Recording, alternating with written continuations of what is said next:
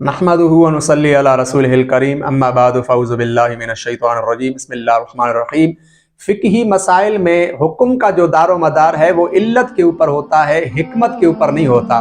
बहुत सारे लोग इस तरह की बातें करते हैं कि पहले जैसे हालात नहीं रहे, हालात में काफ़ी तब्दीली आई है, तो फ़िक़ही मसाइल में फ़िक़ही मसाइल में तब्दीली आनी चाहिए, हुक्म में तब्दीली और तग़य्युर होना चाहिए। जब ज़माने में तग़य्युर पैदा हुआ तो अब जो है ना मसले के अंदर उसके हुक्म में भी तब्दीली आनी चाहिए। असल में ये लोग इस बात से नावाकिफ़ होते हैं कि हुक्म का जो दारो मदार है वो इल्लत के ऊपर होता है, हिकमत के ऊपर नहीं होता।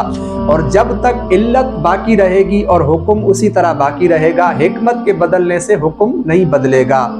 मिसाल के तौर पर हम जो नमाज को कसर करते हैं, यानी 4 रकात को जो 2 करके पढ़ते हैं, तो ये कसर की जो इल्लत है वो सफ़र है, और सफ़र की जो हिकमत है, यानी इस कसर की जो हिकमत है वो मुशक्क़त है। यानी पहले ज़माने में लोग जब सफ़र करते थे तो दुश्मनों का ख़तरा होता था, और फिर सवारियां भी ऐसी होती थी जिन पर तकलीफ़ होती, या लोग पैदल सफ़र करते, तो इस सफ़र में बहुत सारी मुशक्क़तें होती थी।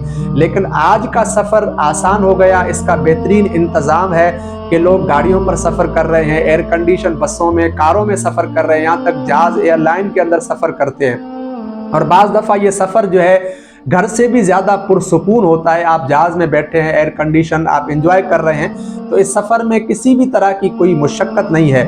इसके बावजूद भी आप सफ़र में जो है ना 4 के बजाय 2 करके पढ़ेंगे। इसकी वजह यह है कि हुक्म का जो दारो मदार है वो इल्लत के ऊपर है। तो जब भी सफ़र पाया जाएगा और शरई जो मुसाफत होगी वो पाई जाएगी, तो आप जो है कसर करोगे। क्यों?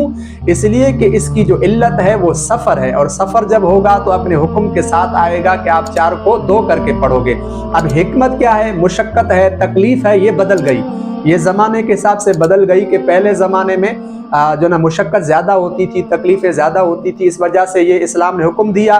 लेकिन अब हुक्म चूँकि इल्लत के साथ है, जब भी सफ़र होगा, कुरान मजीद में अल्लाह ने इसको बयान किया कि सफ़र में जाओ तो तुम जो है ना कसर करो।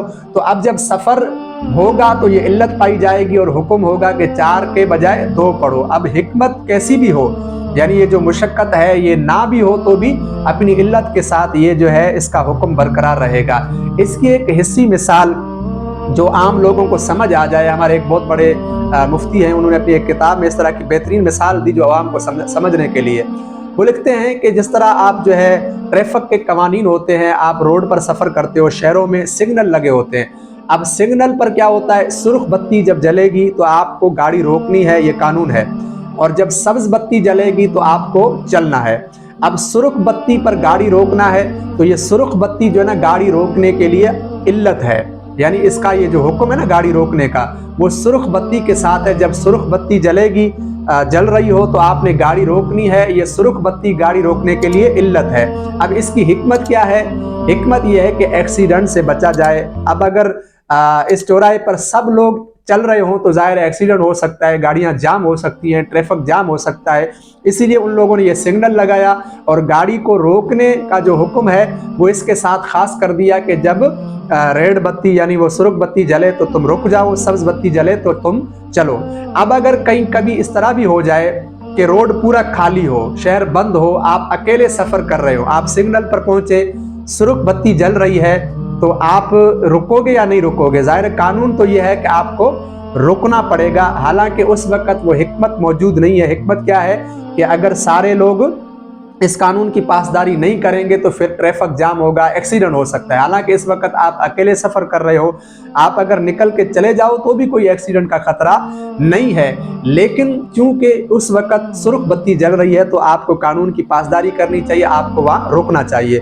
तो अब यहाँ पर देखें, हिकमत नहीं भी पाई जा रही, लेकिन जब इल्लत पाई जा रही है तो आपको उस पर अमल करना होगा।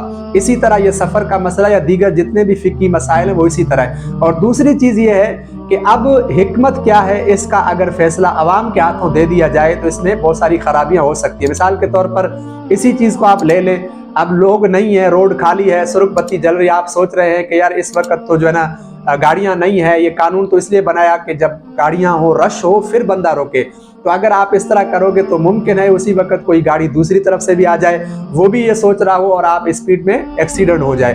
तो अगर अवाम के हाथों ये बात दे दी जाए कि कौन सी चीज़ों में हिकमत है और ये हिकमत का दायरा कितना हो, कितने दर्जे की हो, उसके बाद फिर ये हुक्म हो, तो फिर ये انارکلی پھیل جائے گی۔ اس لیے فقہی احکام جتنے بھی ہیں ان کا دار و مدار علت کے اوپر ہے، اور حکمت بڑی پوشیدہ چیز ہے، بعض دفعہ لوگوں کو سمجھ نہیں آتی، اس لیے حکمتوں کے پیچھے نہیں لگنا چاہیے۔ جن چیزوں کا حکم دیا گیا ہے جب وہ علت پائی جائے تو اس کے بعد اس پر عمل کرنا چاہیے۔ اور پھر علت ایسی چیز ہے، یہ علامت اور وصف ہے، اور ایسی ہے جس میں فرق نہیں ہو سکتا، جس میں اختلاف بھی نہیں ہو سکتا کہ بعض لوگ اس کو علت مانیں اور بعض نہ مانیں، ایسا ممکن نہیں ہے۔ جیسے مثال کے طور پر شراب حرام ہے تو اس کی علت خود شراب ہونا ہے، اس کی علت خود شراب ہونا ہے۔ اور اس کی حکمت کیا ہے؟ حکمت یہ ہے کہ انسان جو ہے نا نشہ کرتا ہے، اس کا سکر پیدا ہوتا ہے، اور سکر کی وجہ سے جو ہے تضاد پیدا ہو جائے گا، جھگڑا کرے گا، یعنی فساد برپا ہوگا، اس کا جو ہے نا عقل زائل ہو جائے گی، تو یہ اس کی حکمت ہے۔ اب جہاں پر بھی شراب پایا جائے گا، اگرچہ کسی کو نشہ ہو یا نہ ہو، مثال کے طور پر دوائی ملا کر اگر کسی نے شراب میں کوئی دوائی ملائی، کوئی اس طرح کی چیز ملائی کہ جس سے نشہ ختم ہو گیا، لیکن اگر شراب ہے تو پھر بھی یہ حرام ہوگا، کیونکہ اس کی علت جو ہے نا خود شراب ہونا ہے۔ تو حکمت اگر بدل جائے تو بھی، یعنی آج کے زمانے میں اگر شراب میں نشہ نہ ہو، مثال لوگوں نے اس طرح کی چیزیں ملا دی یا لوگ اس کے عادی ہو گئے کہ اب ان کو نشہ نہیں ہوتا، تو اس کے باوجود بھی اگر شراب پایا جائے گا تو یہ حرام ہوگا، کیونکہ اس کی علت خود شراب ہونا ہے۔ تو حکمتوں کے پیچھے نہیں لگنا چاہیے، اور بعض دفعہ حکمتیں بڑی باریک ہوتی ہیں اور لوگوں کے لیے مختلف ہوتی ہیں۔ کچھ لوگوں کو کسی چیز میں آسانی ہوتی ہے، اسی طرح اگر آپ سفر کر رہے ہیں، بعض لوگ ایسے ہیں جو کھلی گاڑی میں ان کو سفر کرنا آسان ہے، بند گاڑی ایئر کنڈیشن گاڑی میں سفر کرنا ان کے لیے مشقت ہے۔